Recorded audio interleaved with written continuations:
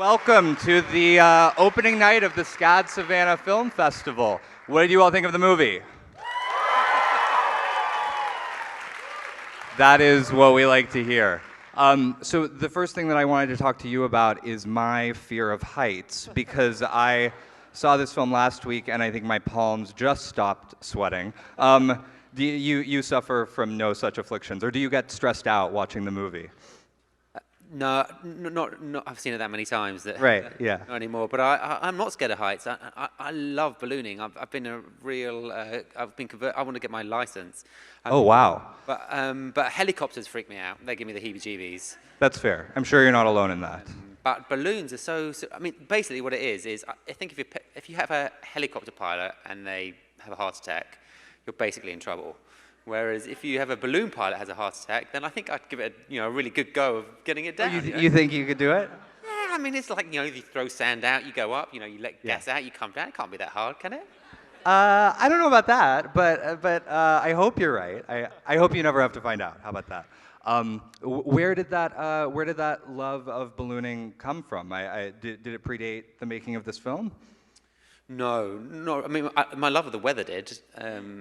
It's much less glamorous than ballooning, but my grandfather was very interested in the weather. He was in the Navy, and he was always had various hocus pocus theories about what was going to happen that were never right, and was always going out and measuring the rain and the temperature. So I think it sort of wore off on me.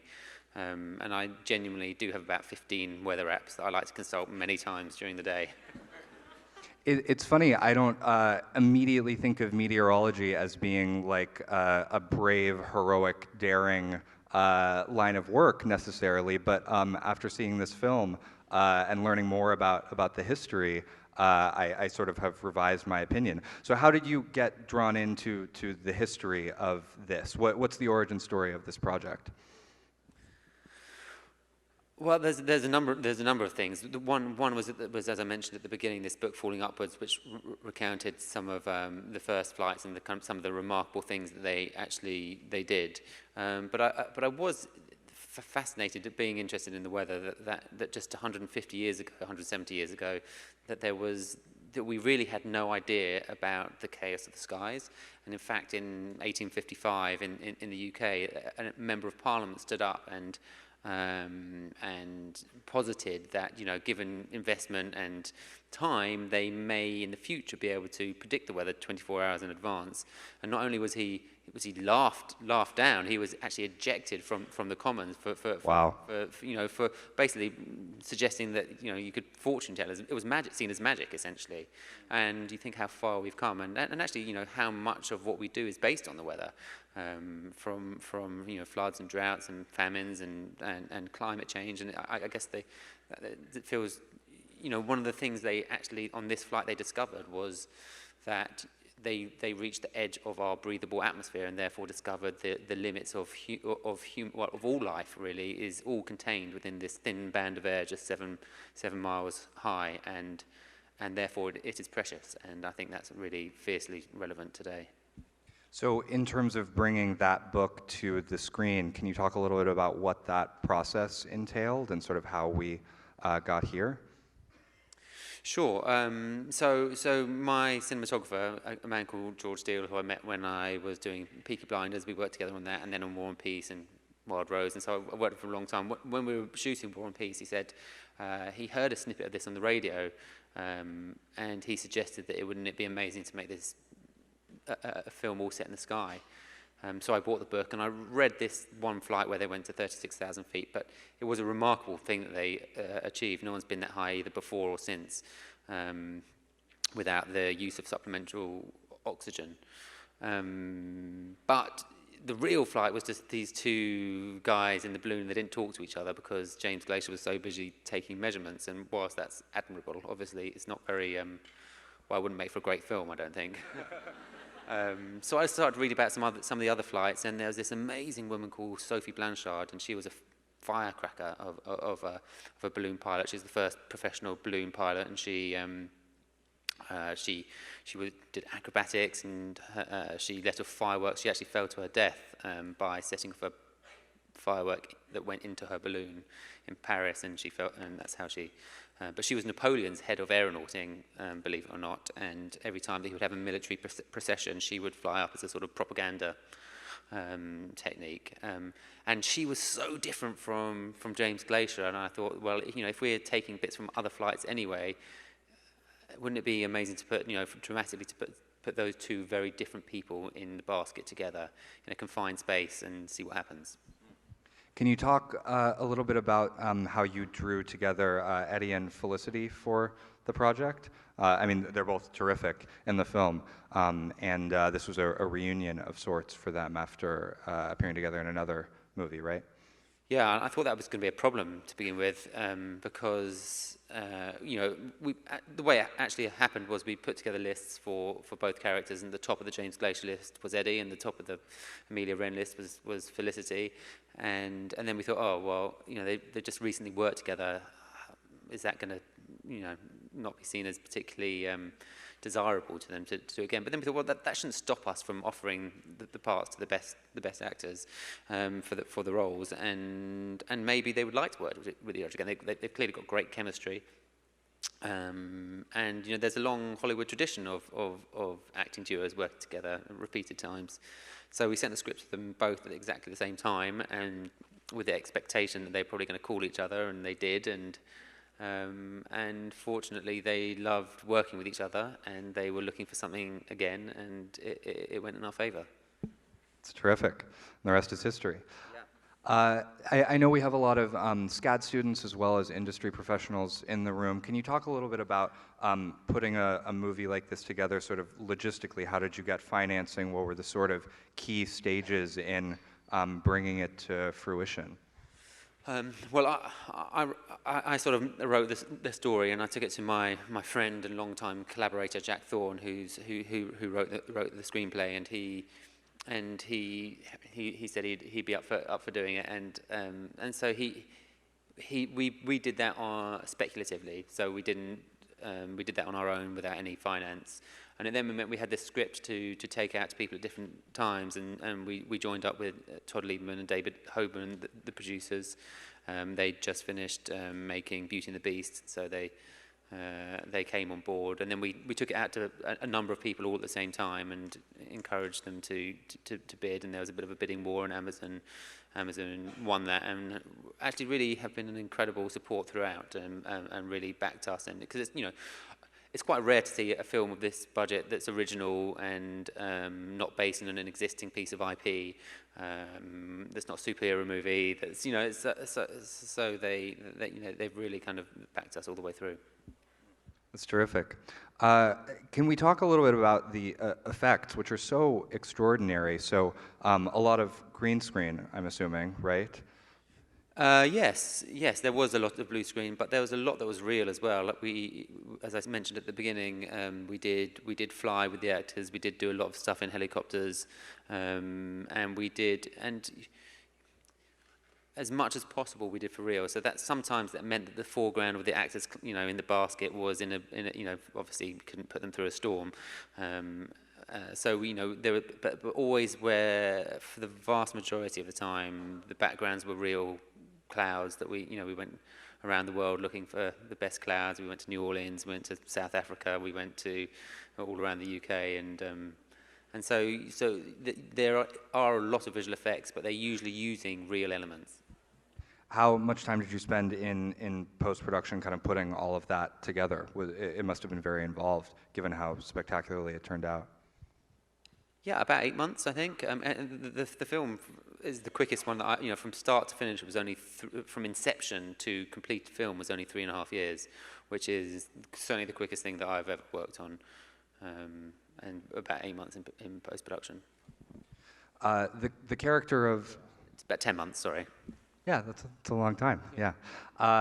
The character of Amelia, Felicity Jones' character, is so special, I think. And one of the things I really loved about the movie is that even though they have this wonderful chemistry, it's not a romance, it's a story of friendship and of heroism, and it doesn't necessarily go in the obvious kind of direction. Can you talk a little bit about building out these people on a character level? Yeah, I mean, that romance thing is a really interesting one, and one, as I'm sure you can imagine, that we spoke a lot about, and we ultimately felt that that it was, there were these two people that were trying to find their place in the world, really, and trying to. They were both fighting their own battles, and through this journey, they sort of find each other. But we felt that it was, they needed to be seen by somebody more than they needed the romance. But I don't know. That maybe that's not to say that in the future they don't get together. I'm a romantic. This will be the last question from me, and then I think I'd love to kick it to the audience, if anyone has questions out there. What do you hope people will take away from this film? In often trying times, what's the kind of ultimate message of this for you as the filmmaker? I don't know. It's hard to talk about ultimate messages because I think everyone takes away what they want, and what's personal to them. But for me, at the time that I was first thinking about the film, I was working away from my family, and I was feeling a bit downhearted. And Brexit was going on in the UK, and there were lots of kind of negative headlines. And despite our many challenges that we face, I think there are. If you look beyond the headlines, there are all sorts of remarkable things that humans can do when we work together. And it's as well as dealing with our challenges, it's important to celebrate the wonderful things we can do as well. And reading these stories, I just found them really sort of wonderful and inspiring, and literally uplifting. And I wanted to celebrate the great things that humans can do. And I think that there is a place for that too. So that's what I was inspired by. Love that. Do we have questions from the audience? Can you talk more about the process of, and just the logistics of getting an 18th century gas balloon made for a film? Well, we didn't realize or know that we could do it. And I mean, when we wrote the script, we sat down and we didn't really pay much attention to how we were going to achieve a lot of these things. And so very early on, we got our heads of department around a table together, and we went through it sort of sequence by sequence, and thought, okay, well, how are we going to do this? Can we build a balloon? Turned out we could. Can we put acts in it? Maybe. Can we get the insurance? Perhaps. But the gas balloon, we went to a couple of balloon making factories, and we asked about gas ballooning, and actually, one of the major problems was that they were filled with hydrogen, and obviously hydrogen is very explosive, and in order to fly with hydrogen, you have to get anti-static coating, and the insurance company didn't like this very much. So we filled it with helium, and one of our major problems was that helium is a very scarce resource and very expensive, and used for all sorts of important things. So we just had to try to find a way to source it, I suppose. But this aeronautical engineer called Per Lindstrand, and he was Richard Branson's co-pilot, and built balloons for Richard Branson when they flew around the world. And he's a idiosyncratic character, anyways. But he said, yeah, I can do it. And he said, no one's built one in the UK for 35 years, but no reason why we can't. And so we did it. And I can't tell you how wonderful it was when we first flew it and put it up. It was something. They're really majestic things, and yeah. Hi. The whole film is so great. I was wondering if you have a scene that you're most proud of, or your favorite scene in the film. That's always hard. I mean, maybe there's a couple that I really like. I really like when Felicity Amelia Wren climbs back into the basket and she thinks James is dead. And I think the way that what she's been through is so apparent in her performance, and also the way that she's just. When you have to endure something, she's very focused and she's on it, and it's not until she realizes that he's alive does all the emotion come out. And I think that's just so beautifully captured by her, because she really puts herself through that. She really puts herself through it all, and I have immense respect for that piece of performance. I think it's wonderful, and then from a sort of I do love the climb up the balloon as well. I think that's. That always I love watching the film, actually. That's the bit that I really like watching with audiences, because it always, you get that vertiginous feeling of, and I think it's a really lovely thing to watch. One of the things I really love about cinema is that it's a communal thing, and we go to the cinema to watch it with other people, and that's what I really love about this theatre, actually, is like, there's the people all here together, and so when you hear, be that laughter or gasps or shock or horror or whatever it is, that's a wonderful thing, and you really feel that with the audiences when they watch that sequence. So. Hi, right here in the front. Hello. It was wonderful and it was beautiful. I did have a question. Were there any scenes that didn't make it into the movie for whatever reason that just kind of wound up off to the side that just didn't kind of jive, that you had wished perhaps might have fit in? Yeah, there's a few scenes, actually. There were some scenes I was heartbroken to take out. We had this. I don't know if it's bad to say, but I'll just go for it anyway. So Tim McInerney, who's a very famous, very brilliant actor who has about one line in the film, had this very, very good scene that he did with Eddie Redmayne when they were in the toilets of the Royal Society.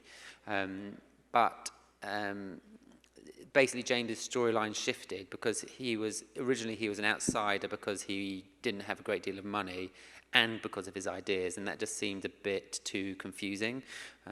Not confusing, but it seemed stronger just to say that he was an outsider because of his ideas. And so we ended up losing that scene. And also because I think we felt that, throughout, the flashbacks got smaller and smaller and smaller, and we spent more time in the balloon. But I was very sorry to see it go because it was a great scene. It's one of the hardest things is when you spend time, and it's easy to cut a bad scene, but cutting a good scene is really tough. There were some bad scenes we cut too. Hi, I really enjoyed the film, so thank you for your work. My question was really about the conceptualization process of how you developed the structure. And did you always know when you were, you read the book and you were thinking about making this film, did you always know that you were going to put the intense balloon scenes at the beginning, and start the story in that way to create that tension, and then cutting in with the backstories? How was your process with the screenwriting with that? Is that something you always knew was going to be a part of it to create that tension, or how did that develop? We always knew, actually, and the reason that is quite specific, which is that one of the things that really appealed to me about it is that balloon flights are about generally about 90 minutes, which is obviously the length of a movie, and so I was always really drawn to telling it in real time, and if you look at the timings as you go through, it's all exactly in real time. Everything that happens is exactly as it does. And that chart that you see is based on the original flight chart that they took. They were called cloud charts, and so we matched that almost to the minute, I think. And so because of that, the desire to start at the beginning and play it in real time all the way through to the end, the flashbacks. That structure sort of evolved organically out of the demands of the story, and I always liked it because I just felt it was unconventional, and I think being honest about it, I think that has strengths and weaknesses, but I'm always interested in trying to tell stories in different ways and approaching structure in different ways, and that formal. And the formal challenges that presents are very interesting to me. Hello. One more? Yeah. So completely immersed in the film the whole time. It was absolutely wonderful. Period pieces are a huge challenge, clearly, in between this and Peaky Blinders. You clearly have a lot of experience doing it. What do you think is the most unexpected challenge that has come from shooting a period piece?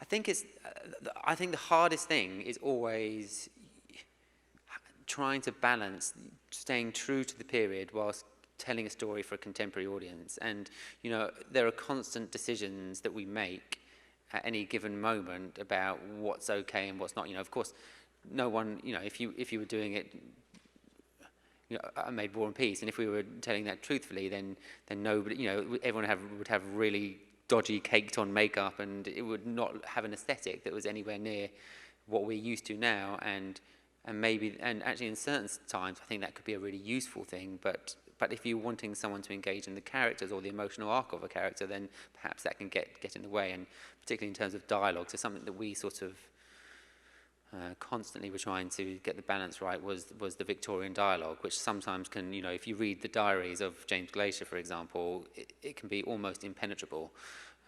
And obviously you want to be able to, so it's about trying to communicate the thoughts and the emotions in as truthful a way as possible, and retaining an essence of the period, but without it stopping people from being able to immerse themselves in the movie.